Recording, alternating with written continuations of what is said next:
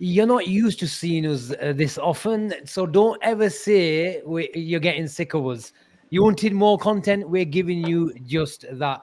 Liverpool were around 1-2 star in the first half, more around 5 star in the second, and we're 5 star all round from the offset. But Sarib joins us from the North Pole, Jake joins us from the South Pole, and Gene joins us from his toilet seat. How's everyone doing? Jake, I'll start with the cold guy. Sarib, you seem well wrapped up, man. It's How's it going? frozen. Where were you today? No, it's supposed to be my day off, but I thought, you know what, I'm back home early. Let's just give it. Let's join the boys. Let's join the boys. All four of them are on tonight. Why don't make it a 5-star performance, just like Liverpool have been the last couple of weeks? Maybe not last night, but I wanted to make it a 5-star show for all of us watching. But no, I'm okay. I am a bit chilly. I can't lie to you. It was freezing outside. It is freezing. A bit of snow, a bit of rain, but it's all part of the game, and we're here to talk Liverpool. Jake, Liverpool were a bit chilly in the first half, weren't they? Yeah, a little bit, but I'm not like Sarib. I don't take any days off. I'm like Mo Salah. I'm always fit. And I like that. I'm always ready to go. But, Jake is always delivering, huh? He's always delivering. But, He's like the milkman. He's like the milkman that ends up on your back door or your front door, and he's always delivering the milk. Whoever opens the door, he's delivering. And Avi, I think he means he's gonna chip in a bit. He only does a little cameo performance and then chips from work. But are you at work today, or are you in the? No, my buddy's. I'm in my buddy's office. She chucked me from downstairs. She had a friend over, so she goes, "You need to go upstairs to do your show." So I'm here in her office, very bland office. But no, all good. Yeah, I wasn't gonna jump on today. Today's my birthday, so I'll just. I might come for an hour. He tells me, Asim. He tells me before the show, "Don't tell anyone it's my birthday." I go, "Oh, I'm not." Is it? He comes and announces It's my birthday. Yes, today. I think we should sing him a happy birthday together. I think we should do 11th that. of January. No, please. I've heard Asim sing. Please, no. No, please. we should do that. What they do Rabde Vasa Nakro, yaar, please. at Liverpool. So in English and then in Spanish. And in Spanish. So how are you gonna share your age on screen, or is it a bit embarrassing? You know me, I'm still early 30s, Asim. So yeah, it's all good. It's all good. Listen, your hairline is just like Sadio Mane's, mate. So hey, let's not talk about Mane right now, huh? Let's not talk about Mane right now. Bloody hell. Gene, have you got some toilet paper in there? Don't run out of toilet paper. I need to change my background, man. Avi, man, happy birthday for me, by the way. You're my man. Oh, I'm not even gone to the comments today. Normally go straight to the comments. There's only one rule. When you come into the chat, all you do is smash a like. And if you haven't subscribed, then I can't say anything to you. But just take that as a hint. All you need to do is smash a like and get involved in the chat. And like I said in my intro, we're giving you a lot more content. There was a big call, a big meeting just before January about more content, and that's what we're giving you. But let's go to I know you guys, Sarib and Jake, had and Quasi's in the building as well. You had actually a post-match with him yesterday. But so I'll start with the guys who went on, Gene and Avi. Gene, it was back to Anfield. Normal service resumed for you yesterday after a while, after a big annual leave of 4 weeks. I don't know who authorized that, but let's not go there. But yeah, Liverpool were a bit rusty, a lot rusty in the first half. But again, the manager did his tweaks, did his changes, and we got going. Yeah, we got going. First, as you mentioned, I think first half, we just completely went at the races. We didn't look. It didn't look as if we were going to create anything. I wasn't too happy with the lineup from the start. I always wanted to start with, especially 3 forwards in this game. Klopp went with 2, and it just didn't work. We weren't creating anything, and I felt Fulham was sort of comfortable. You know, they took the lead. Boys second half did we turn up. As soon as them changes were made, that front 4 caused havoc.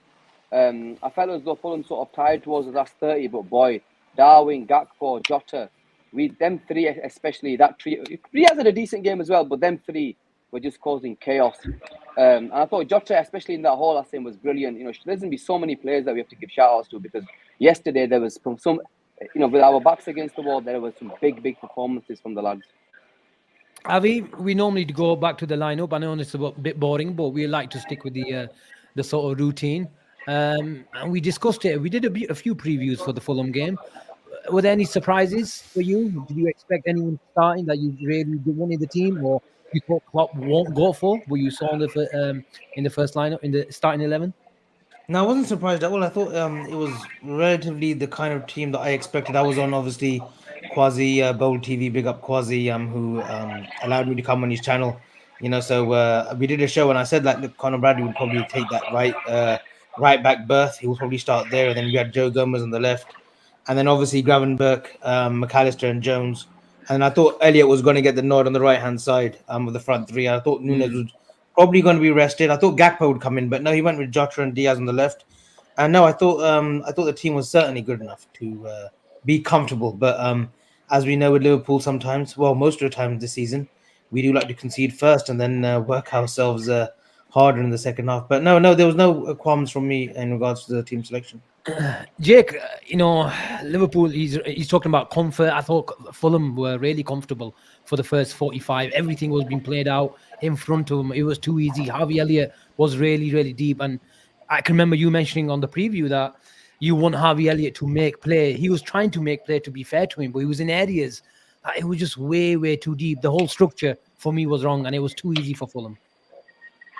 Yeah, listen, Sheen talked about it. I mentioned it also on the show yesterday, and I agree with it 100%.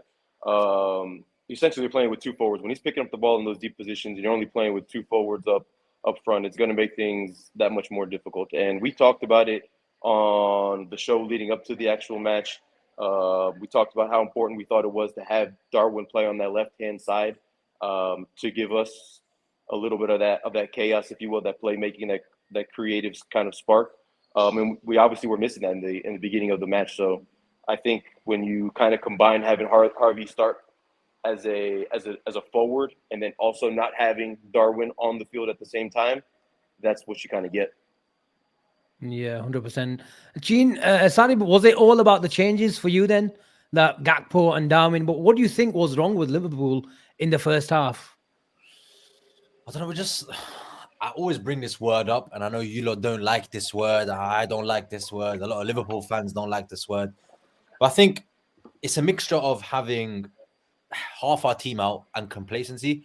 I think as much as Liverpool haven't lost, word. It's a strong word. No, it is absolutely. I'm not saying.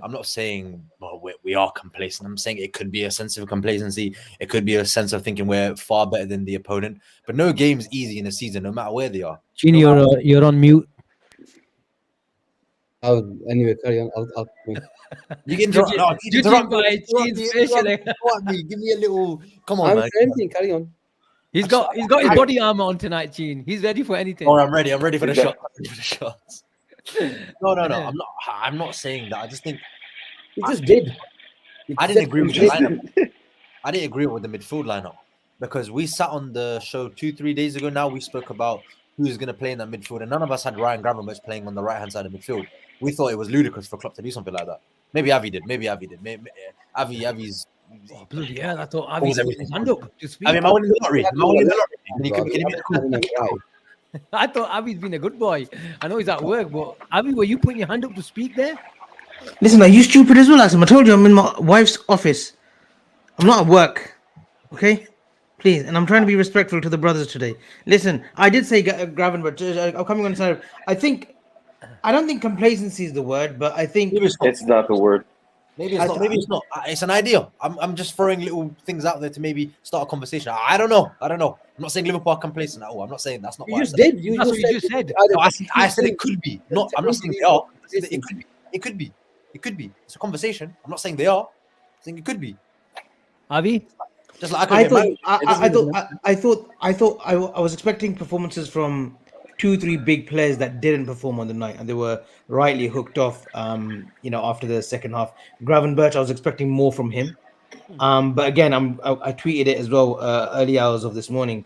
You gotta give him a year at least. He's 21 years old. When a couple of seasons back there was hate on, and there was genuine hate on Curtis Jones, saying that he's not good enough to play for Liverpool. Get him out of our club. He's a mid-table player. He was 21 at the time. Okay. Klopp knows what he's doing. Same with Gravenberch. He's tracked him since his Ajax days. Avi, sorry to interject, but was it his fault yesterday? Whose fault? Harvey's or Gravenberch's? Yeah, I thought they could have shown much more. I thought they could have shown way more than they should have. I Asim. mean, If you're going into that game and you're happy with the 60, 65 minutes that they showed, I'm sorry, but that's not going to cut it. No, what I mean, They're coming in into the first defense, team. You have to impress. You have to impress at every opportunity. Liverpool Football Club can be a very unforgiving club as well. Okay, we will give you chances, ample chances. Yesterday, and we know Harvey Elliott this season, coming off the bench, the cameos that he's played, he's been absolutely brilliant. No qualms about that. No issues with that. But when he has started games this season, he has failed to shine. Like he's been one of the, he lets the team down. But again, age, I'm prepared to give him the time. Gravenberch, I thought really that we need a big performance. So Boskla is out. Curtis Jones, McAllister's just come back from injury. Endo's out. Thiago Bajicic, God knows when they will be available. I don't even believe the February talks. So I was expecting a little bit more from Gravenberch, but we didn't get that. And the subs changed the game. The game, ideally at 60 minutes, 1-0 down to Fulham, it was tailor-made for a certain D9 to come on. Look, I'll let you guys go in a second. But I think with Ryan Gravenberch, right, as much as he's a quality player, because no doubt his quality is really, really good, and that profile midfielder, so big, so good on the ball, can pass the ball, just can drive through the midfield. I think Quasi made a link, like he's very similar to Yaya Toure. He can just pick up the ball and run for a midfield with such power, such prowess. I think it's very unfair. As much as he was poor yesterday, he hasn't had much football in the last month or so. He's not been starting many games for Liverpool. He's still finding his way into this team. He's 22 years old, hasn't had a pre-season. I think the fans are too quick to jump on his bandwagon that we expect the player to come in and hit the ground running, because we've seen that so many times with Szoboszlai, with Alexis McAllister, with Mo Salah, with Sadio Mane, with Firmino, all these players. But players adapt very differently. Gravenberch hasn't played much football in the last 18 months. He was at Bayern Munich's bench last season, and it's very similar to what's happening this season. He's coming into the team every so often. It's very hard for a player to settle down like that, especially when they're at a new club. So I think as much as he was poor yesterday, I think we need to support the lad a bit more. So let me ask you this question, because if he hasn't played a lot of football and he hasn't integrated himself into the team just yet, and I'm not saying that it is or isn't his fault, what I'm asking you is it the manager's fault for putting him into the starting lineup in that match? Do you blame Klopp for him starting? No, or because is it the right move to have him start anyways? You have to start players, because he's not going to get any game time at all then if you don't play him. You got to play players into form. And we spoke about this a lot. We sat on the show, spoke about Kostas Tsimikas when he first came into the side, was a bit iffy. Klopp was shouting at him, touched like Mr. Cameron. Asim. Klopp absolutely marauding into Tsimikas, saying, "What are you doing? What are you doing?" And now we were talking about Tsimikas. Is he going to keep his place? And Robertson's back in the team. He was that good of a player, but players need time. Endo is my boy. He's the perfect example. You give players time, put them into the team, give them time, let them settle into the team, and there's no debate of the player's quality. The same thing will happen to Ryan Gravenberch. He has only been here since late August, transfer deadline. No preseason. He signed after we played 2 games of the season. Give him time. He's a young player. You have to play these players. And players will make mistakes. The great Arsene Wenger once said, young players will make mistakes, but they will learn from the mistakes and become better players. And it'll happen to Ryan Gravenberch. He's in a really, really good team under a really, really good regime at a very, very good club in a very good position. Time will tell you everything. Earlier on this season, we said we've got to give Gravenberch 6 months. But I think after assessing everything, he had a great start to his career. He got a couple of goals in. He was playing well. That Brighton miss to make it 3-1. I thought that was a pivotal moment in the game, and obviously as the league goes on.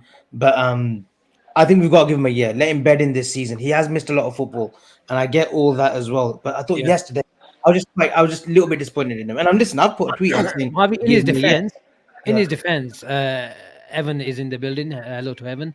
No pressure on Gravenberch to set the world alight in his first season. We have so many great midfielders these days. Spoiled for choice. I don't think we've got great midfielders yet. We've got good midfielders, not great midfielders. On the back of that, in terms of Gravenberch, if you go through our midfield, Avi, you look at Thiago, you look at Bajicic, you look at McAllister, you look at Gravenberch, you look at Curtis Jones. They're all left side dominant. Is Gravenberch doing a job now that nobody really wants to do? I believe Curtis Jones, even if he goes on the right hand side, and we've seen it bits and bobs this he has season, the same effect. He'll have the same effect. Yeah. So in that role, the way we like to play that role, the right sided midfielder role, whoever is going to play on there, if it's not Harvey Elliott, if it's not Szoboszlai, playing that box to box role and then hugging the touchline, so Harvey Elliott could come inside as well. Then Conor Bradley in the first half wasn't high enough. Mm-hmm. So is that a role for someone that, whoever is on that side, we're going to, sort of say, they need to do a better job? Yeah, they do, but Szoboszlai has done it well. I mean, I don't think Szoboszlai's lost form. I just think he's just lost his legs at the moment. Pass Bosley, and Yeah. obviously. I think he just lost his legs a little bit towards, and we saw that with the hammy injury. I think that role, listen, we need our midfielders to be sort of multiplex midfielders. They need to know to play the left centre midfield role comfortably as they do as the right centre midfield role. We saw it with Ginny. We saw it with Gini. We saw it with Hendo. They would, sort of try change with one another throughout games. We need our midfielders to show that flexibility. And they have. Look, McAllister's playing in a 6. He's doing it really well. I mean, if you go on stats, which I don't really do, they will tell you that McAllister's having a better season than Declan Rice in the 6th role. So, it's hearsay, you say. But no, I do believe that, look, Gravenberch, I'm not going to be too harsh on okay. I'm not going to be too harsh on Ryan Gravenberch. He needs a year. He needs a year to bed in. He will get up his full preseason, this summer. He'll get that. He'll get to know the team more. Van Dijk, Gakpo, Pep Linders, all Dutch speaking. They've got him covered. They'll put their arm around the shoulder. And look, I don't think he's a worry. He's nowhere near like giving up on him. People on Twitter, they're getting the knives out already, and I'm like, listen, ease up. Remember Curtis Jones. There's some people on this panel, certain individuals on this panel that didn't like Curtis Jones. Is that old chestnut? You got to use it. But I mean, people can be wrong, right? We can be wrong. I think Asim, whoever made that opinion, I don't know because I wasn't following the channel for that long. You weren't born then. Okay, I wasn't born then. But we can be wrong, Avi. We're not God. We can be wrong, right? Our opinions can change. We can be wrong. Can I go? The question for you. Okay. Question for you. You're talking about the right side of midfield role, and you talked about how we put in numerous players kind of in there, and no one's kind of really been a fit. I asked you this question earlier today, and you told me to ask you on the show, so I'm going to ask you on the show. What was the difference yesterday for Gakpo in that position? Because when he came on, he obviously made a difference with Darwin, and he played that right center midfield role. Why was there an improved performance from him in that position yesterday as opposed to what we've seen from him in the past? I think in terms of, and it's a good question. I don't think it's the first time Gakpo or anyone else has come or Klopp has made changes in the second half and gone to this 4-2-4 or 4-4-2 and on the ball having an extra attacker and putting Gomez or even Trent into midfield or even Curtis Jones alongside McAllister. We've seen it before this season, Jake, where we go for it. Maybe I've even questioned it. It's come too early, but at the moment, I think that I read in somewhere it's about 20th goal that Jurgen Klopp has got from the sort of substitutions that he's made. So in terms of numerical advantage, we've gone for the extra man. Gakpo had Nunes and Jota playing really, really close to each other, and then he had Bradley on the outside. In the first half, Bradley wasn't high enough. If anything, it was Gomez on the other side. And the switch didn't come from Kanate, it didn't come from Conor Bradley, and it couldn't come from Harvey Elliott. I think on the 40th minute, Harvey Elliott he came really deep on the halfway line and tried to switch it, and he went out for a throw-in. So that was only the first time. And if you don't have that switch, you can't make sure that sort of opposition doesn't switch across quick enough. It took us 2-3 passes to get it to Gomez, and it was just too slow. And everything, like I said, it was played in front of us. So that 2-2-6 structure is high risk, is high reward. And the reason why Gakpo played, because he had options. He had in the first, before the 55th minute, even Harvey Elliott was in the half space. When he went off, it was Conor Bradley and the dynamic of Gakpo interchanging. At times, Conor Bradley, if you watch the game again, from the 50th or 60th minute, so many times it was him who was sort of in that right side inside channel, and it was Gakpo who was on the touchline, and Gakpo was trying to run at players. I've not seen that before, and he was even putting crosses in for bloody Nunes. I know it was a great effort by Darwin, but I think in terms of the dynamic, extra sort of having an extra man creating those overloads, Fulham clearly had a sort of problem down their left. And we were just taking advantage of it, and it kept on coming. And that sort of fluidity and how they were interchanging, I thought, so we reaped the rewards from it. But it's high risk, Jake. We can't do that every single time, especially from the start, because good teams are just gonna open you up. No, from the start, absolutely not. But we've talked about it in the past, and it seems like it's the go-to move for Klopp, and it's been paying off for him more times than not this season.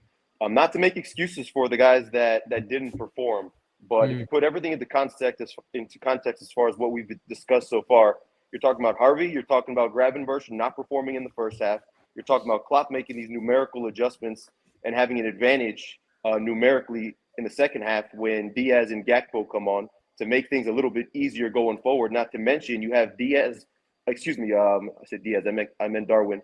You have Darwin on the field creating chaos on the left. Yeah. These are big advantages that these players have in the second half that Gravenberch and Elliott didn't have at their disposal. When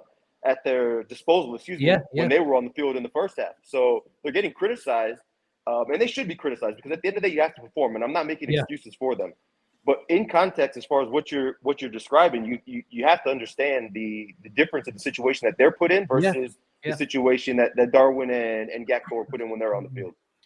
Gene, there's a campaign before I go to the super chats in the comment section. We want Saj free. Yeah, they missed me, man.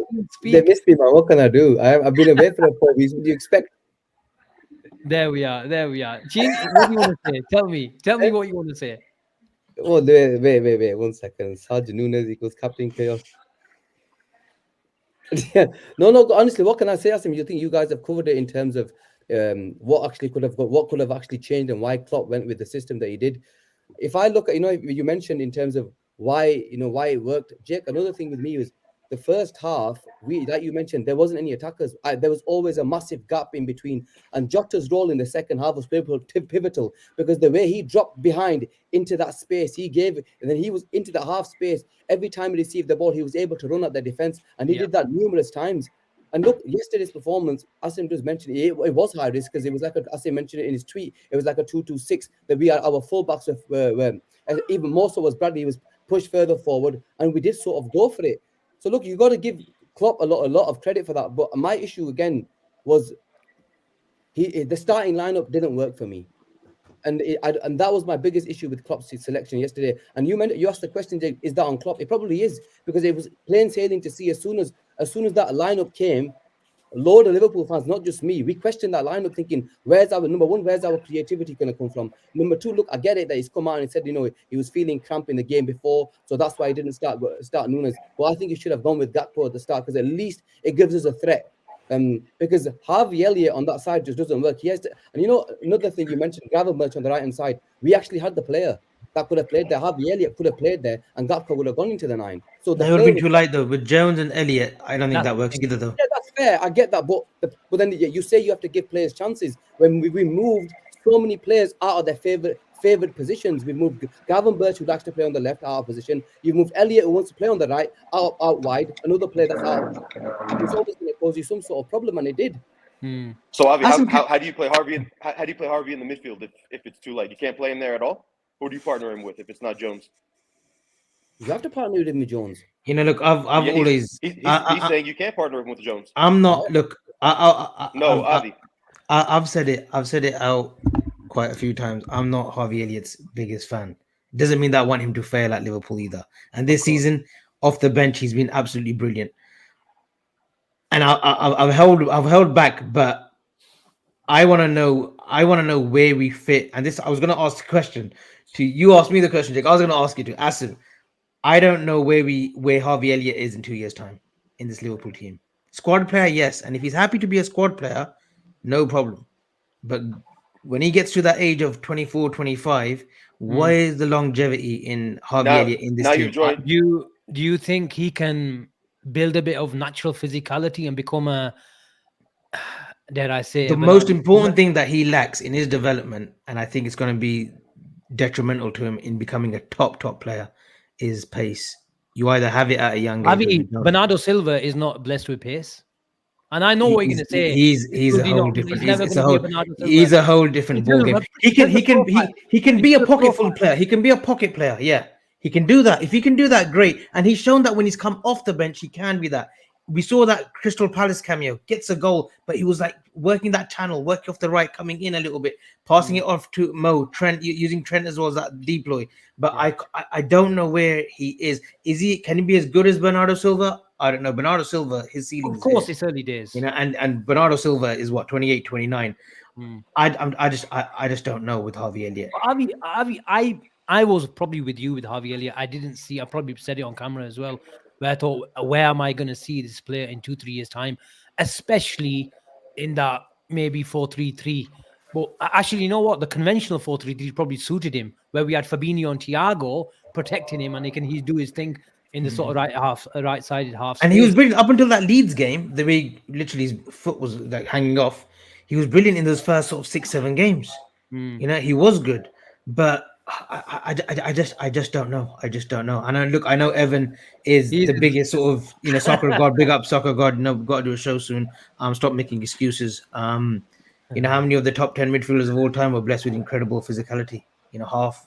Not a prerequisite for effective midfield play. I totally get that, but Klopp doesn't play with the typical 10.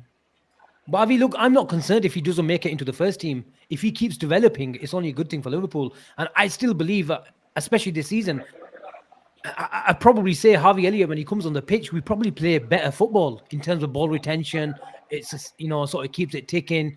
And those little triangles comes, he obviously, any player on that side, even with Szoboszlai, they're going to complement, and their games are going to be a bit, to an extent, compromised with Salah because he's more Salah.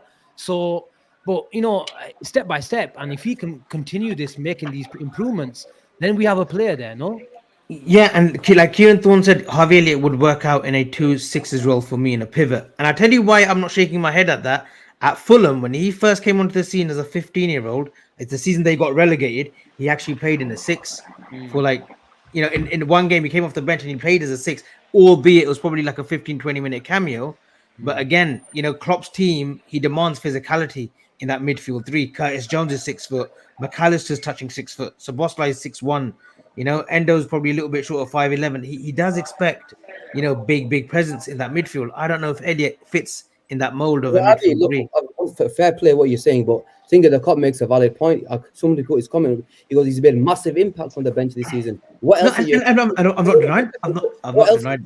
No, what I'm trying to say is, what else do you want from him? He comes off the bench. He makes a massive impact every time. Let's not talk about yesterday's game. He was playing out of position, right? So fair play to him. He's given a chance. So if he's playing out of position from a front 3, where do you see him then, Gene? Give him a bit of chance. No, if he's playing out of position as a front 3, where do you see him then? I don't see him. I've never seen him as a player in the front 3. I've always said it. So you see him in the midfield 3 then?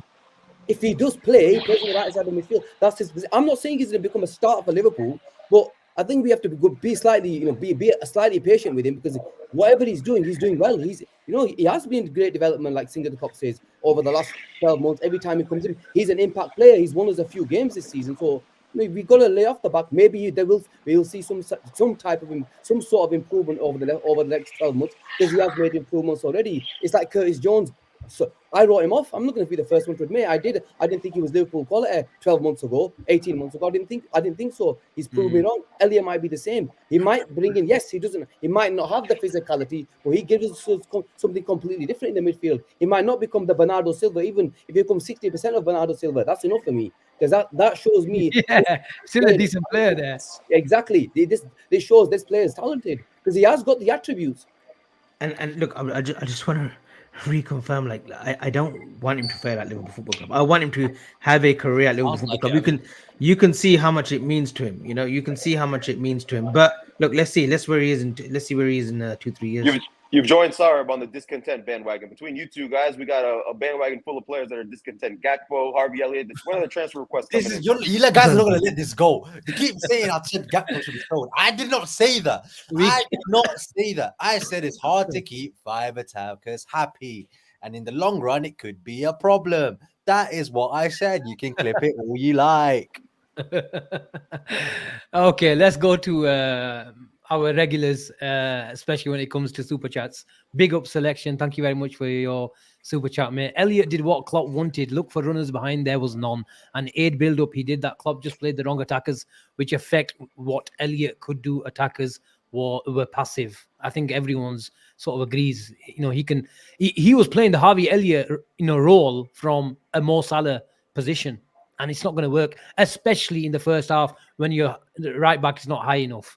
And then again, caveat every single thing, every point that you guys have made and myself is he's not playing with the Szoboszlai, and it's not a coincidence where that sort of duo worked really, really well, because both players are comfortable in the right-sided role and hugging the touchline to sort of create space for the other one. So Szoboszlai was interchanging with him, and it's not a coincidence because both players, it's not going to work with Gravenberch, who's not comfortable. I think someone said it in the chat a couple of weeks ago where Gravenberch's pass for the disallowed goal against Burnley came from that position. But obviously, in a positional sense, he sometimes does need to take that sort of position in the team just to create a bit of space. Asim, is that down to because Elliot wants to always pick up the ball and go inside? Elliot doesn't have the pace to go on the outside, which is why you need someone like a Jordan Henderson, a Szoboszlai to make the marauding runs outside of him. Because Elliot is a pocket player. He doesn't have the pace to beat a man, and maybe and that's one thing you can't coach in a player. You can't coach speed. You can coach anything else: shooting, passing, defending. You can coach all of that. The pace is something you can't coach, and that I think that and his height. And I'm not tall myself. I'm like 5'8" myself. You can't. Those are two things that are going to hold him down at Liverpool Football Club, regardless of how much of a quality player he is, especially playing in a club team. Okay, before this becomes a Harvey Elliott and a Gravenberch show, I must move on. Just have to read that Ash's super chat. Thank you very much, mate. Gravenberch needs time, but I don't think it's lack of minutes is the issue, but he needs to adapt to our style of play. We are not going to adapt at the way he plays. We'll see best of him next season, and that's a fair point. Fabinho came, took a bit of time to get adjust to things, and let's see what happens. If there's anything that he's got going for him, is that he's got time, and I'm not concerned one bit about Ryan Gravenberch. I think he's a half-turn player. We just need to see the best of him outside the box rather than in deeper areas where his structure not right and the balance is not right as well. Moving on to a player that is probably arguably becoming a shoe in this team very, very quickly. He already is a mainstay in the team, guys. Let me get that. There we are. Curtis Jones, who am I coming to? Gene, you've been a bit quiet today. Curtis Jones, I looked at him. I kept on looking at him yesterday. I was really low down. And he's got a body of a man. And Avi is smirking because, like, I'm not allowed to talk about Curtis Jones. Again, I admit that I was concerned about him. And we've talked about it. We don't need to talk about it exactly how his sort of younger days were in the squad. But now he's developing in terms of his body, Gene, his physicality at 70th minute, where I thought Fulham, their legs were gone and we were rampant. But there was one player who's picking at the ball from deeper areas and driving and keep things ticking over. That was Curtis Jones. And would you say he's probably become one of the most important players in this team right now? 100%, Asim, especially you look at the last 10 games and how well he's played. What is it, 4 goals in the last 6 games? I think one of the most important attributes and what he's done to his game is actually understood his role and the actual system now. And I think that's what Gravenberch will come in terms of in the next 18 months. There'll be time where he'll have to understand the system, because it's the same with him. He was a winger. He's moved into the midfield now over the last 18 months. The last 6 months, the way from the back end of last season and now, he's been phenomenal. And if you look at his stats, what has he got now? 6 goal contribution in his last 9, 4 goals in his last 6. He's becoming a very, very important player for this Liverpool team. We've always known he's got the technical ability, press resistant. He's technically superb. So he's got more or less all the attributes, and we're actually seeing the real Curtis Jones play for Liverpool now. I'm honestly, and you've got to give hats off to Klopp and all his team, what they've actually done with him, because he's come a man. Watching him, even in the interview that he gave yesterday with Gakpo, you could tell he's got an aura about him. And before, the aura was, you felt sometimes a bit of arrogance, but now he's playing with an aura where you see, he knows he belongs in this football team. And hats off to him. You've got to give him, prompts. Or the only thing that I have now where I want to see his next evolution in terms of Jones is I want to be able to see where he's able and good enough to pick up the final ball, be able to pick, let's say, the final ball where in terms of creating chances, because I don't think that's his role right now. I understand that, but he does have that in his locker. So people have mentioned the Gio Wijnaldum role. This guy is a better dribbler than Gio Wijnaldum. Yes, he might not be stronger than him, but he's a fantastic dribbler. He's good enough to go on the wing, pick up the ball, and actually run. So fair play to him. And I was one of his biggest critics, let's say, 18 months ago. And Abi, before you say anything, I did say, last season I did say I was going to give him to the end of the season. And to be fair to him, at the end of the season he proved how good he was, and this season he's just kicked on. Why are you acting like we have to justify things to bloody Abi? Because it's the face he makes, man. He's like, You know, he I'm makes the nobody. case that I don't want Like more Asim Brazil. says, No, I'm a nobody on here. I'm a nobody here. I'm a nobody. Avi, don't worry. I'm Gina, I'm a very humble man. Okay, I know please. you don't worry. I'm going to humble you in 5 minutes when we talk about Jota and you wanting to sell him. Jake, Evan says Curtis Jones fully ingrained into the identity of this team. The highest compliment improves every team in the country, and that's spot on. And I think we've touched on it, Jake, that one of the biggest beneficiaries of the system change is Curtis Jones, where he can go into deeper areas because Szoboszlai and Trent are into midfield. He can go then dribble into the mazy runs when the team is, sort of pinned back. And he's got ball retention. And the counter pressing. Oh my God. We've got Dom on the other side, on the right hand side. We've got Curtis Jones. He initiates a lot of the presses. Honestly, it's an all round. And in terms of profile, and honestly, Jake, I can't underestimate the fact that how much he's grown as a man, and that touch he had on the edge of the box, I think in the second half, where he controlled it and bypassed Reed with one touch. That was, and Gene touched on it, arrogant. Zidane-esque. Ooh, bloody hell. It was a Zidane-esque, Jake. Would you go that far? I don't know if I'm going to go that far, but yes, it was an impressive moment. He's in good form right now, and I don't want to take away from how well he's playing. And I don't want this comment to come across the wrong way, but we've seen this Curtis before. We saw this at the tail end of last season when we switched to this system for the last 8 to 10 matches, whatever the case was. The disappointment that I have is he wasn't able to utilize that momentum at the end of last season to carry it forward into this season. Now we're seeing that player again, but we're just starting to see this player now basically halfway through this season. So my question to you is, where was that player for the first half of this season? And what makes you think we're going to be able to see this same player continue this momentum, carry forward through the remainder of the season, and hopefully, for the better parts of his remainder of his career, which is going to be a lengthy one? Gene, yeah, I agree. I don't agree with Gene. I never do. Look, Jake, sorry. One thing I do want to say is he's played, I think, 11 out of the last 12 games. So that's key for Curtis Jones. That shows you he's becoming an integral part. I'm sure at the start of the season, Jake, he picked up an injury for a couple of weeks as well. It was his first sending off that really killed his momentum as well. I thought he'd start. I thought, and I get where Jake's coming from. At the start of the season, he wasn't in that form of the back end of last season. I can agree with that. But I still thought he was performing at a good level. I think the Spurs sending off really sort of killed that sort of momentum for him to really get into his rhythm. Comes back, gets a setback with it's a long-standing ankle issue that he's got apparently. So he had the issue with that, and then he comes back again. Took him back 2-3 games. I thought where he really came into his own was that 100% that West Ham performance. With that individual goal, 100%.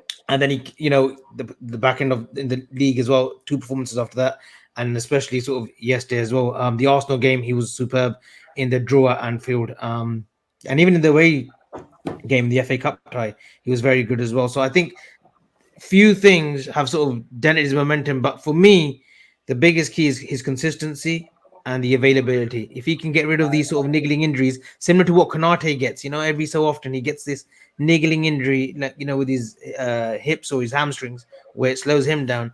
Then, if he can eradicate those and we can fix that problem, then we're arguably talking about one of England's best midfielders.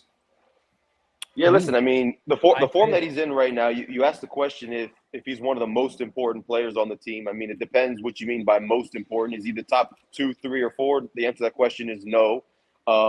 However, to make my point clear, he's playing in incredible form right now, and if he continues this form, that left-sided position, it's locked down. It's his. There's nobody else that is taking that position away from him, assuming he's fit, like Avi said, and he continues in this run of form. It's his, 100%. And Asim, I think we mentioned it on Friday, were we together with Quasi? And I said he's got another level in him, because the Curtis Jones that broke through at the age of 15, 16, he was a number 10. He was a relaxed 10 as well. He wasn't a hard-working player that we see now. And Steven Gerrard, like I said many times, he said to Klopp, "You'll be able to trust this guy. In years to come, you'll be able to depend on him and trust on him. If his body doesn't fail him and he shows the application attitude, he's going to be one of your star performers." And we're seeing the fruitions now. We're seeing it now. Just hope And he's still what 21. He's going to be 22 in the next sort of 4 or 5 days. I think his birthday is close to mine. 22. He's still got a lot of growing to do. Still got a lot more growing to do. But Avi, do you think obviously he's been we mentioned that he's been one of the biggest beneficiaries of the system change. It suits his game down to a T. But do you think that he's a footballer, he's a baller, as they say. Do you think having footballers around him as well sort of, uplifts his game as well? Yeah, I think his biggest inspiration is probably Trent Alexander-Arnold, Asim. When he knows like a local lad come through the system, come through the academy, been through those doors at Melwood, Kirby, when he's seen what Trent's been able to do and become vice captain and putting in Steven Gerrard-esque performances like we saw against Arsenal, he probably relishes. I think that's where I want to be at 23, 24. I want to be winning the trophies. I want to be completing the set before 22, like Trent Alexander-Arnold has done. So he sees that as inspiration. Harvey Elliott, another sort of Liverpool fan, diehard Liverpool fan. Yes, he came from Fulham, but he's still come through the system. He's being helped with those. And then listen, competition is great. McAllister's 24. That would have given him a little kick up the backside. So Bosselai, players in that midfield area now cannot rest on their laurels.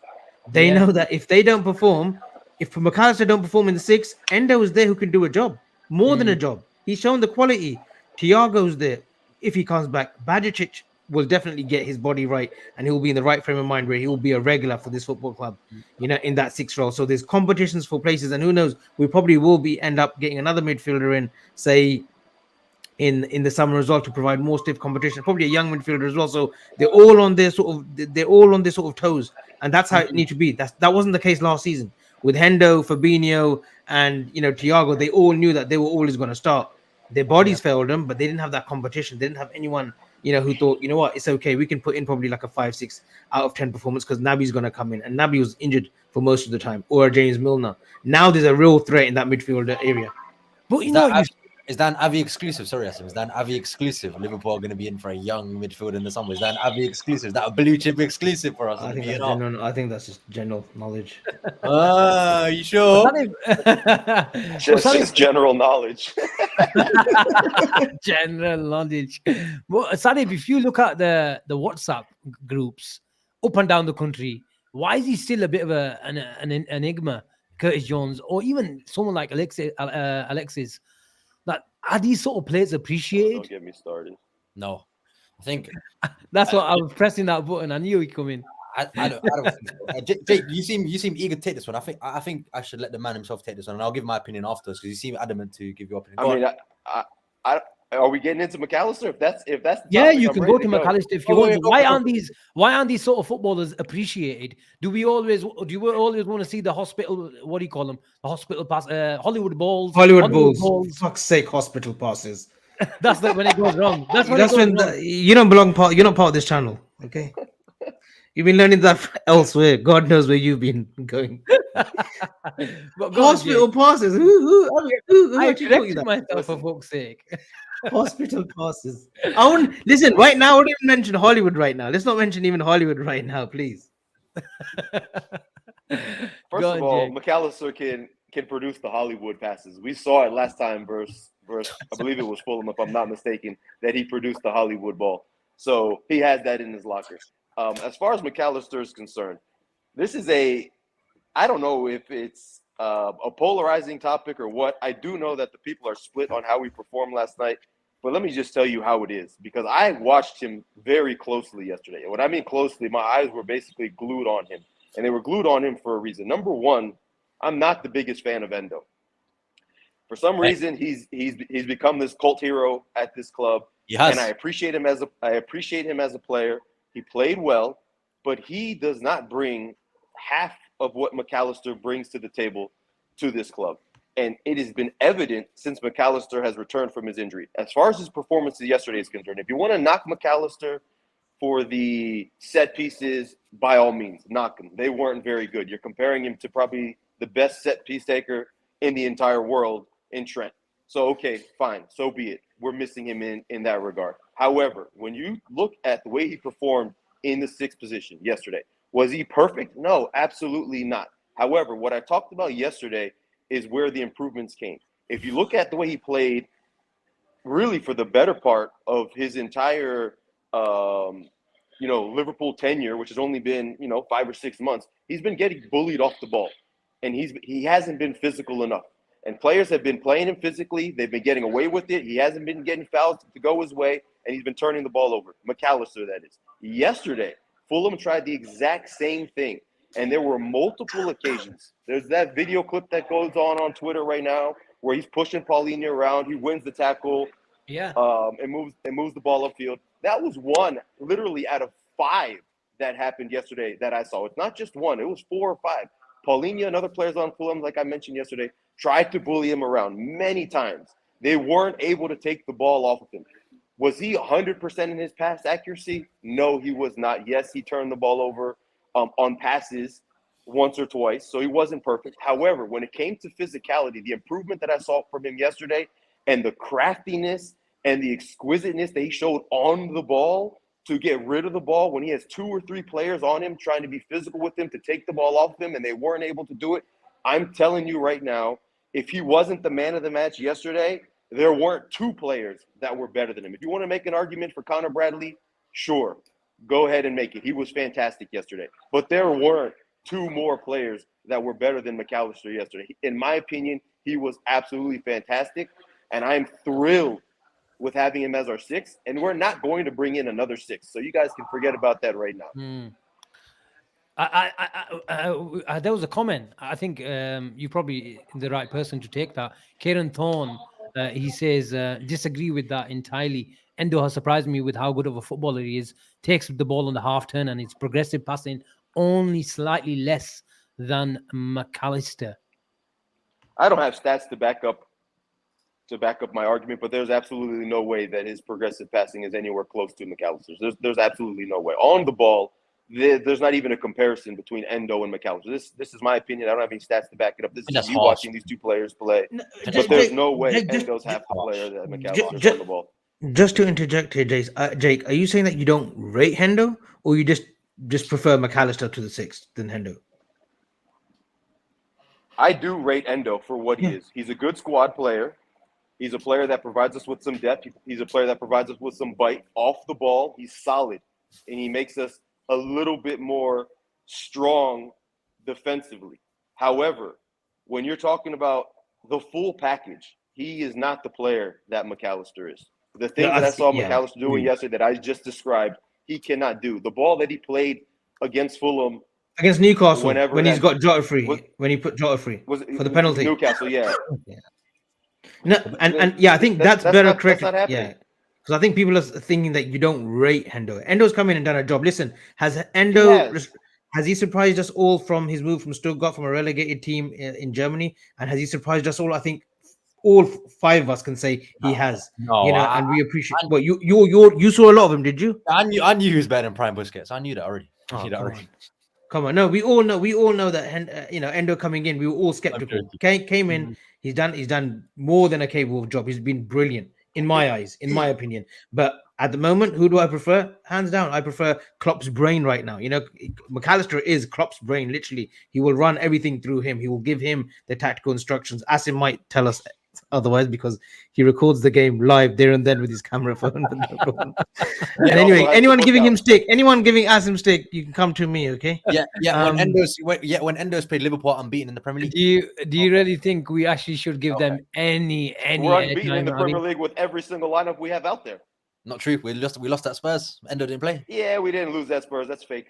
as much as it's fake on the scoreboard, it says 2-1 to Tottenham. When Endo's played, Endo hasn't lost. The DM doesn't lose games. My DM wins the ball back and wins games. Was your DM playing against Toulouse?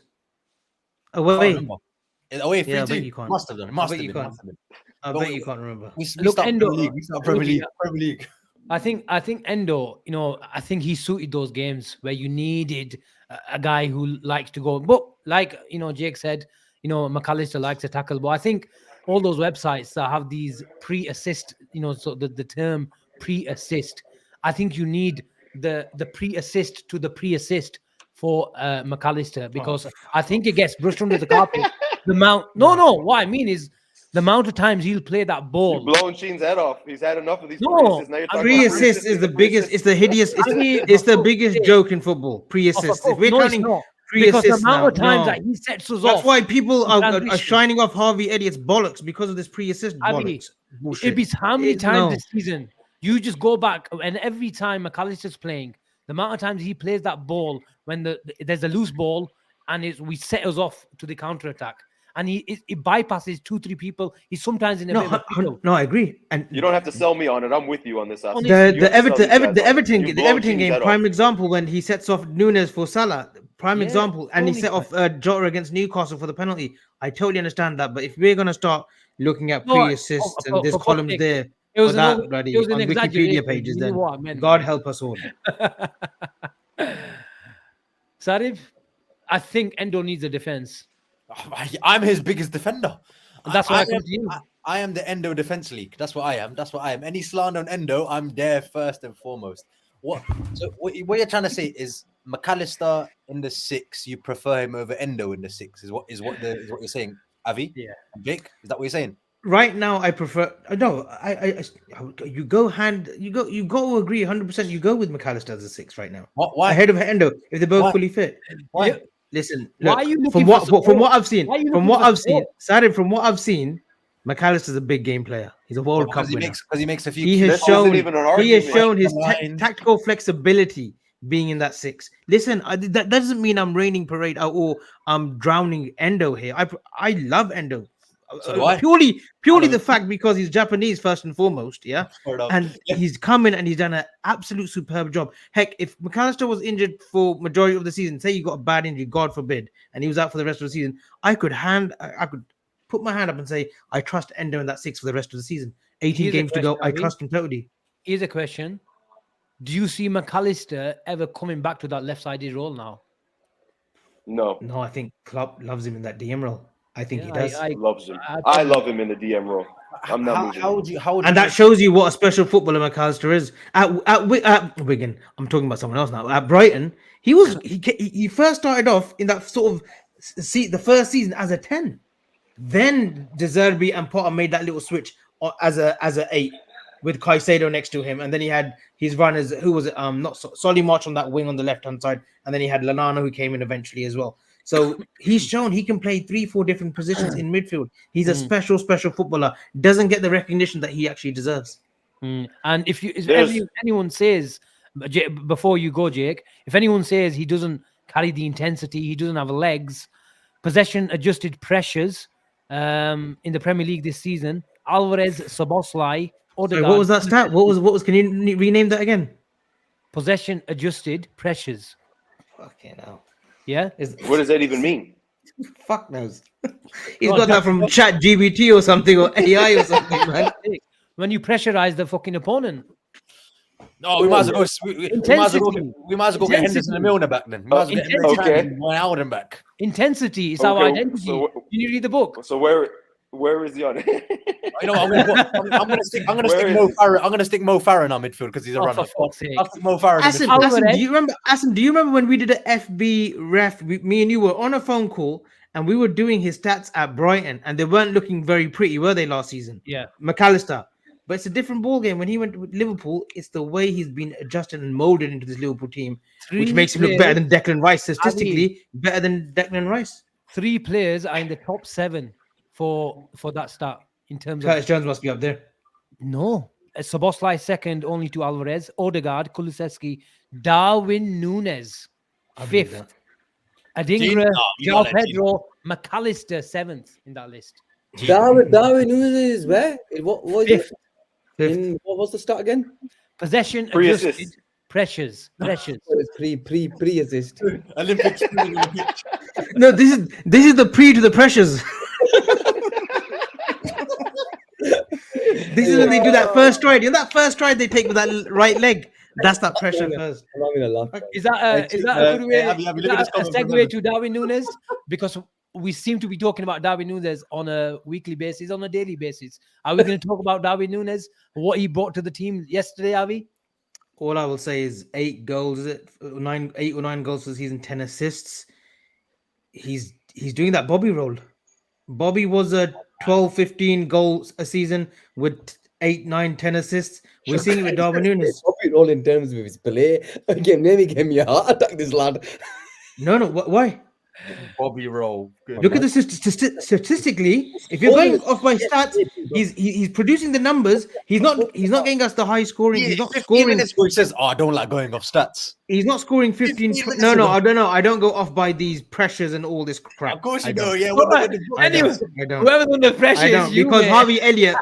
you'll see Harvey Elliott with a little dot ball like a balloon on top of somewhere here, and all the rest of the players up here. But that's not the case. It's Yeah, go on. visually what you see on the No, football I pitch. think he means statistically, but not stylistically. Stylistically, there you go. Now we're gonna change the words for him. Darwin in his mouth. Núñez has changed the way he plays from last season. We can agree on that. Yeah, he keeps coming on. Yesterday it was tailor-made. 65th minute, win 1-0 down. He needs to cause. I hate using that word chaos. Now we need to use another sort of intelligent word than chaos because I think it's a little bit disrespectful. He's doing something much more intelligently than causing chaos. He gets the assist to Curtis Jones's goal, took a deflection, but the second he could have got a hat trick, could have scored 3 yesterday. And honestly, I put it down to he's just unlucky now. He's hitting the ball absolutely fine. I think Kieran Thorne mentioned it on WhatsApp. I think he's hitting it. I think he's hitting the. Haven't you been saying that where you have to draw a line where if it carries on for 2-3 months, you can't say it's unlucky. You have to say this is the guy's skill level. But if his assists are resulting in goals, I can't knock him either. I think There's two different topics. You got the goals. Listen, the goals will come. They will come, and I hope that he becomes a 20 to 25 goal a season player for us for the next few years. Am I seeing that now? With the chances that he's creating, something's got to give, right? Eventually, something's got to give. These keepers can't keep having blinders. These keepers cannot possibly having blinders. And he's hitting the ball. He's striking the ball absolutely perfect. He can't do anything wrong with the way he's striking the ball, apart from the one-on-ones where he can show a little bit more composure. That's the only one thing that I've said that he lacks is that composure in front of goal, one-on-one when he's got time to think. Instinctively, he probably puts the ball in the net from 30, 40 yards. Jake, is there a better word for chaos? At the end of the day, I want sorry to interrupt. Evan, get your Oxford dictionary or whichever San Francisco dictionary you have out there, and find another word, an intelligent word, than a similar word to chaos, but intelligent word, please. Because chaos, I think it's being overused on Twitter. I hate it. It's actually getting cringy now.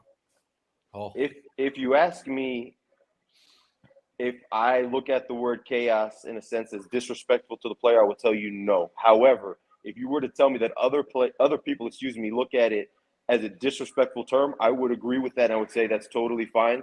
And I would be okay with changing the term. But because we are not the most intelligent bunch here, we don't have another word that we can Speak for your fucking self, Jay. We're going to have to use the term that we have. I mentioned this to you before the match yesterday, Asim. And I'm going to mention it again. And we talked about it on the last show, not yesterday, but the previous show. We talked about Darwin on the left wing, providing this chaos, providing this creativity, providing this these chances, if you will, that really no other player on our forward line other than Salah, for the most part, is able to provide. So if we feel this way, why is he not being utilized in that role more often? He didn't start in that position yesterday, number one. I mean, when he came in, but he didn't start in that position, number one. And he hasn't been utilized on that left wing the entire season. But when we've seen him in that left wing position, we saw what we saw yesterday. So why is that not his main position? Gene? Who wants to take that? Gene's got to take this one. This is Darwin Núñez. Come on. No, look, I'll be honest with you, Jake, in terms of why he doesn't play on the left-hand side, look, it's primarily because of Diaz. Klopp's always preferred Diaz on that left-hand side, and Darwin Núñez is predominantly his number 9. So look, an informed Diaz, I want to see. Look, Darwin is a 9 for me. He's not a winger. Yes, there are instances where he will go on that left hand side and play in that game. But if Diaz is on song, then Darwin has to be a player as a 9 with Salah. They're our 3. I think they're our 3 best front 3 in terms of playing. Look, yesterday, people know from our group chat, if there's one guy that goes to town on Darwin, is me. Yeah, and I was probably a supporter, but end of the day, I want goals for my number 9. But yesterday, if we're talking about yesterday's performance, I thought he was phenomenal. He came on and completely changed the game, and it was on that left-hand side. Jake, one thing I will say about yesterday, Fulham were absolutely shattered. You could tell Fulham were not at the races last 30 minutes. He was the perfect player to come on at that time and cause what he did. In any other day, we definitely would have got a hat-trick, right? How many times have we seen any one of our players, whether it's somebody on the forward line or even a midfield player, in the same position that Darwin was in yesterday, to play the ball that he played to Gakpo? It's not a crazy pass. It's a relatively simple ball, but he played it perfectly. How many times this season have we seen our players screw a ball like that up? That finish was even better. Because that finish Absolutely, was behind the him. finish was impeccable. Yeah, so you have to give a lot. But there's nowhere else. The ball was decent. The finish was better. But in terms of our biggest issue with Diaz has always been we believe that he doesn't go down the line. Yeah, and yes, Darwin Núñez does give us the option when he plays down the left because he's good enough to go 100%. Down the line. That's his biggest, and we've all called that Diaz out for that. But an unsung Diaz over the last couple of games, Diaz he's one that's actually begun to play football. He's improved, especially from what he's done this season. So you have to understand that Klopp will always go for the player that's actually played there. But for me, one of the key things yesterday was Jota in that hole, Darwin on that left-hand side, and even Cody Gakpo. It was the first time we saw a proper performance from Cody Gakpo. So all three of them, you saw a performance that was good enough to take on any sort of side. If our forward line is on song, there is not a forward line in world football, like Asim mentioned, that is as good as ours. And we didn't have a Mo Salah yesterday. So look, in terms of Darwin, Asim, and you're probably going to talk about this. Yes, I know that he has to improve his finishing. My only issue with him has always been, because this league is fine margins, and yes, I know there's people have commented, I think Bilal mentioned it, sitters. Yes, yesterday he didn't miss any sitters. He has to be able to take that chance when it falls to him if it's an easy one. That's my only issue. He missed the sitter yesterday. Huh? Missed two. He missed the sitter. Two that I thought he should have scored. One. Yeah, look, Jake, I'm his biggest critic in terms of in front of goal. Yesterday, it was a worldy save. He did what he could. He made the amazing run. The ball was fantastic from Bradley, and he got his left foot into it. Yes, maybe could he have put it in the far corner? Maybe, but it happened such in an instant that the keeper made a worldy save. That's one. The other sitter, if you're saying that head is a sitter, I don't think that head is a sitter. That's a chance. That's a great header. That's a great header. You can't turn his back to goal though. How many times have we seen him do that this season? Happened 3 times to him this season, where he's pulled off an unbelievable header and the keeper's made a save. And I know people will come back and say, you know what? It's luck. Yes, but the thing is, he's unlucky. Yes, he's unlucky, but why we can't say it's just luck, Avi, is because he's missed absolute sitters. So when the guy is missing sitters, you can't say it's just luck then, because he's missed chances. Like I have found the perfect word. Well, I have found the perfect word. I'm going to put it on now. Here we go. Darwin Núñez is causing a bangarang. Yeah, he's no, the we're word not that. using that. No, you got to use the word bangarang. You got to Google this word. It means chaos. It absolutely means chaos.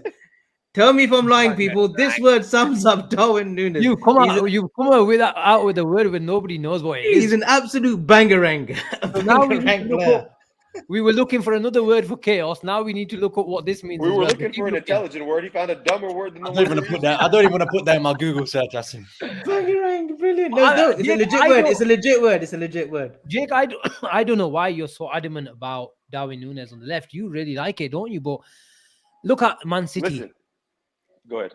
Look at Man City. Jack Grealish won the Champions League with them, a big part of their, success that year. He probably thought, you know what, he needs to go even one level above that. And he needed 1v1 quality. Teams like Man City, teams like Liverpool, 80% of the time, especially at Anfield, will face a low block. And you need that 1v1 quality. Darwin Núñez, with all due respect, he doesn't possess great skill. He kicks it and runs. With all due respect. I think that's fake. I don't think that's true. I think that's a myth. You think he's I say that? He can drop the shoulder. No, he's direct. He's direct.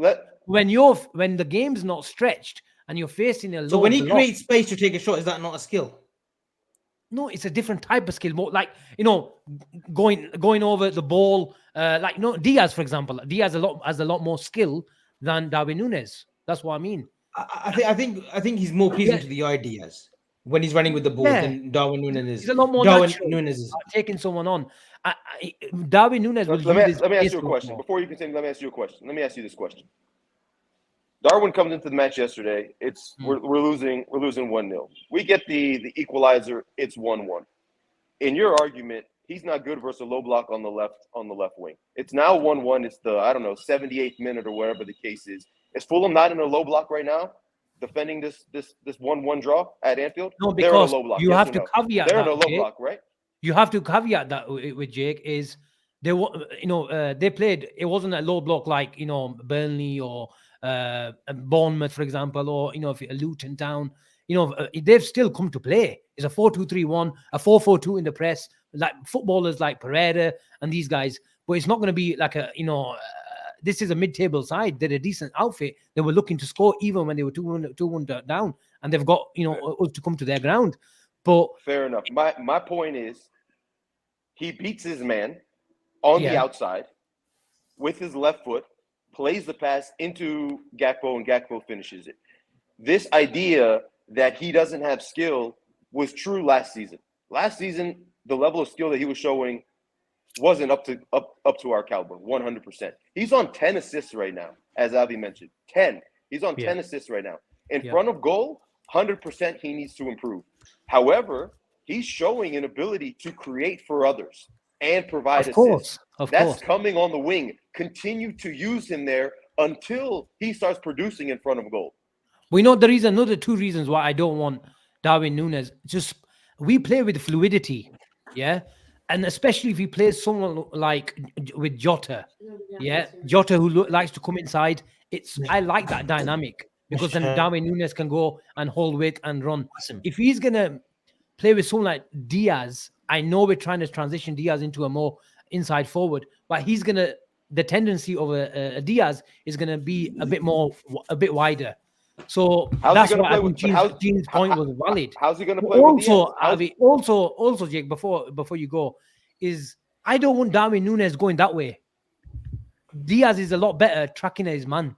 When the game is at 0-0, what do you mean? He's better. top 5. I want Darwin Núñez going that way. His best goal scoring season came on the pre-pressure. left-hand side for Benfica. He played on the left left side over the pre-pressure stats. He's top 5. Yeah, from a central position.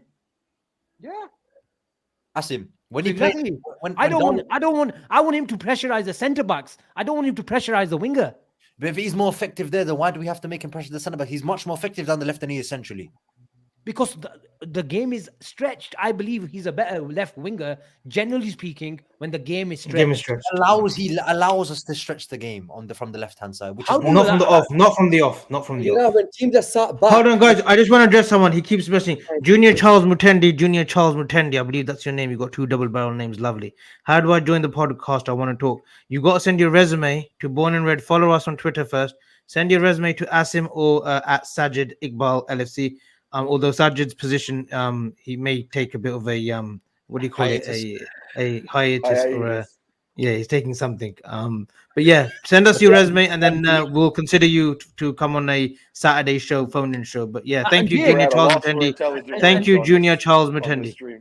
And Jake, this is a great point Vicky makes. He's made the room from a central position. It wasn't from the wing, the width of the 18-yard box. I know sometimes in transition and when he's an out ball, he goes and he hugs the touchline and he runs down the line. But even on the right-hand side, I think I read on Twitter once where Darwin Núñez is playing the right-sided midfield role. No, he's on the right side. He's from a central position, but he's running the channel. That doesn't mean playing left or right. It's still playing centrally. We've seen him make that run on the wing, and he's able to play the ball, cross it with his left foot. We've seen him do that. We've also seen him, obviously, be able to cut the ball inside and play with his right foot, whether it's passing or even shooting, getting a shot on target. All that I'm saying is he's proven at this point he's far more bangarang on the left-hand side than he is centrally. Continue to play. I'm sure on the we're going to carry side. this debate on every day, so we'll carry this on. But look, the beauty. Isn't the beauty of Darwin Núñez is he's creating and producing something. He's producing something that results in a goal. So that's all. And right now, top of the league in all 4 competitions as of now. where we're sitting, that's all that matters. If he stops producing the assists, if he's not scoring as he should be consistently, then it becomes a worry. But until then, until we're fighting on all four fronts and on top of the league, I think we're okay for right now. We got a super chat from Redstrom. I think it's Australian. I think he's from Australia. Thanks for the super chat. That'll pay for Gina's lamb bawa burger today. Endo's definitely doing a good job after a very shaky start. But let's not pretend he's Makaleli. Mac has the polish and nous to light it up. He reminds me of Javi Alonso at times. Endo's better. Endo's better than Makaleli. Can I- Endo's better. listen, when someone sends a super chat, you have the respect to let me read it out. Yeah, but if it's about Endo, if it's about Endo, Paying my a super boy. chat. They're paying a super chat. The best is yet to come. Thank you, Redstone, for that. Please have them coming. Thank you very much. Just wrapping up that this is what the tacticals call it. Asim, you mean creating separation? It's a completely different skill set. It's an LW skill set. But Jake, I'm not going to let you speak. We're going to carry this. You on. can't let me speak. He absolutely creates separation on the left-hand side. There's no way you're going to convince me otherwise. I'm sure we're going to discuss Darwin Núñez on a daily basis, but the biggest hater is quiet. There's not a coincidence. The guy who's quiet in this panel is. Listen, I gave Darwin Núñez his props yesterday. Listen, did I not give Darwin Núñez his props yesterday on that group? I thought, honestly, what do you want me to say? I thought he was fantastic when he came on. I was praying that he scored because, honestly, if he'd have scored yesterday, the cut would have gone mental. And, in a way, I actually felt a bit sorry for Gakpo Asim because Gakpo gets the goal. Listen, and to end it all, Asim, to end it all, listen, Darwin Núñez, yeah? What's the date today? 11th of January. I won't forget today's date anyway. Darwin Núñez will score when it really, really matters, which will propel us to the league title. Clip. He's scoring against City. He's scoring against City. You watch. He's going to get the winner. Inshallah. It's written in the script. Written in the script. I think a perfect sum up the show today. Fucking look at this bastard. Look at Kieran this. Thorne. Good seeing the number of views. This you fucking He's right, asshole. man. You never followed us from the start. Anyway, growing from the 6 of us at the start to constant He's a 100 regular. plus. He's always in the Kudos chat. for that. And listen, anyone that wants a bit of inspiration, go and follow Kieran Thorne. He's on a amazing weight loss journey. The guy has shedded, I think, 84 pounds already. Clearly, Close you to haven't 80. taken any inspiration. I haven't. But listen, when I do, you will see. He's taking When I inspiration from do. me. I showed him a picture from my young days when I had a six-pack. He took inspiration from me. But no, go and follow Kieran Thorne. Absolute, he can be a bellend at times, but he's an absolute top geezer. Top guys. And one of the loyalists as well. So big up to Kieran Thorne. Asim, before we go, Asim, Avid, a question for you. Gentlemen, are we going to sign anyone in the January transfer market? That's one for you, Avi. Put it on the screen. So where is it? Shall we Baz- leave? Shall we leave? Gentlemen. They said gentlemen. He said gentlemen. Let's leave. Are we Let's going to leave. sign anyone in the January window? If we do sign someone, it'll be someone very young, a project player, 17, 18-year-old. I don't think we need to go into the market. Yeah, you won't be I saying agree this with you. I don't think I'm we not need to being go done into as the a market free either. And agent, I don't think that's a common opinion. But I'm with you on that. I actually agree with him. I don't think we need somebody right now. I think we're good enough right now. Sorry, I think we've got enough to go on and win this Liverpool title. have surprised us in January before. Yeah, they have. I'm Not- hoping. not- But I think we needed Diaz. I think Gakpo was an opportunistic opportunity signing. We have gone back. We have gone to the business in January when we've needed it. Like we needed Van Dijk that January in the 2017-18 season. Konate came a little bit later in March. I don't think we need to. I think we're in a very relaxed position. I mean, who do we need? If Bajicic and Thiago are really coming back in February, I don't know, centre back, but are we going to get the centre back of our choice, of Klopp's choice in January? Our team's going to let go unless we're paying top dollar? I don't think we will. We'll be smart. I think we'll be smart. We need to be smart. We've got an 11-day break. How are we going to provide a bit of content is the next 11 days? Well, me and Gene have got a show tomorrow. You The debut show and the only debut show that we'll have on a Friday because Gene is taking a bit of a sabbatical. Can you And let no, them he's know? not pregnant. He's just taking a bit of a sabbatical break, but he will be back on Sundays regularly. What's happening tomorrow then? Come on, tell them. Tomorrow, me and Gina are just going to have a little gub shop, a talk show regarding Liverpool, maybe some transfer news, seeing what other clubs are doing and what they need to do. So we'll talk Arsenal, we'll talk Man United, who've just let go of Sancho to Dortmund. I think Dortmund have got a steal there. And then we'll just talk about Newcastle, about how they can't spend. They need to get rid of a certain, then you get rid of a player or two, and Bruno Guimaraes' names keeps coming up. So we're just going to do a quick 30-40 minute gup shop. Me, Gene, and Moby's, I think, is joining us as well. So yeah, it should be a good one. I'm going to end on this note. Apparently, they've got some FFP, problems. Newcastle. If you had to pick one player from Newcastle, regardless of the price, who'd you pick? I just want one name. I'm going to go around the table. Jake from Newcastle. One name, no explanation. Botman. Fuck. Okay, Avi, I'd rather go to you because them two are nodding and you want to be different. Lewis Miley. Huh? Lewis Miley. This is Livermento. You snake. Abby, and you didn't say Livermento. I said Lewis Miley. I like. Everyone knows I like Livermento. That's been a typical answer. Lewis Miley, mate. Lewis Miley. I think he's very. I think he's a very good talent. You like the big fella as well, don't you? Isaac. I'm not. I wasn't his big. I'm not his biggest fan. I like him, but the big fella in midfield who got converted from a striker. Jolinton. Yeah. No, I like Jolinton. But I think we've got Szoboszlai, so we're good. Okay. Okay. What are you? That's a who would you pick? I wasn't going for Botman as well. I thought you might have said Dubravka. We did have a blinder against us, didn't it? Yeah, I like Isaac. Would we take Isaac in front of Nunes? Oh, that is a good question. They don't play Yes the or same no? position. Just go around the He both table. plays on the left wing. Yes or no? Yes. Close up shop. Round the table. Round the table again. I'm going last. No. A big fat You no. haven't a laugh. Absolutely not. Wait, what the hell's happened here? Did we say yes or no? I said no. I said no. Have you There's take? a lot of people. There's a lot of people that would. How about I think he's an ice I cold didn't know finisher. my answer. There's not by me saying. I think he's an ice cold finisher, but I'll still stick with Darwin Nunes. Huh? I still stick with Darwin Gordon. Nunes. Gordon. Plenty of no's. Plenty of Darwin. Our BNI is all about Darwin Nunes fans. But TK, let's see what happens. The Chip and Gene, I think it's called the show. Is back tomorrow.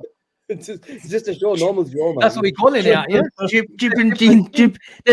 and Gene's final swan song show to me. Hey, no, hey, Gene is chipped. Gene is chipped. Chippy Gene. Okay, Jake, as ever, thank you very much for giving us your time, and Pleasure, guys. we shall see you soon. Good, brilliant show, brilliant comments, and a really active chat. Sarib, bye from North Pole.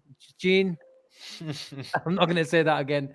Avi, get some work done, and we shall catch you very, very soon. Evan, if you're still in the chat, maybe we can do what they call it. What do they call them? A draft? No, Maybe I think he's already signed up exclusively to someone else for the drafts. So Hey, No, It is- Evan, it is what it No is. name. It is Evan, what it Evan is. will sort us out. Evan will sort us out. Chippendale. Oh, this would be a brilliant one. Call him Chippendale. Call him Chippendale. Brilliant. Well, listen, hold on. There's a guy. He I don't know if he outed me out. Oh yeah, you started. Yeah. I don't know. Oh, who we he- missed a super chat as well. Andy, thank you very much Okay. for your super chat, mate. This season, for fuck's sake, let me read it, man. This season, every This player season, in every player doesn't stepped disappoint. in and they don't disappoint 100%. Thank And you. Andy very will much. refund you the £2 because we have read it late. So as I Probably make sure not you do gonna. that. Abdul Rahim Connor Chip. Why don't you show your face on Frank YouTube channel? Who's Frank? Frank Bruno. No, who's Frank? Frank YouTube channel. Is that outing me out? I don't mind if someone's a fan of my work and they want me on Frank's YouTube channel. Hey, I'm there. I don't charge. I'm free. So yeah, I don't mind showing my face anyway. Wherever I got to show my face, I'll do it. But yeah, Abdul Rahim, just Twitter me. Like and subscribe, guys, by the way. Subscribe, like and subscribe. Man. Smash a like. If you're watching the show later on, please do all that good stuff. And yeah, it's nearly going midnight, so hope you appreciate all the content coming your way. And there's plenty of more to come. Thank you very much for listening, and we shall catch you very, very soon. Take care and good night.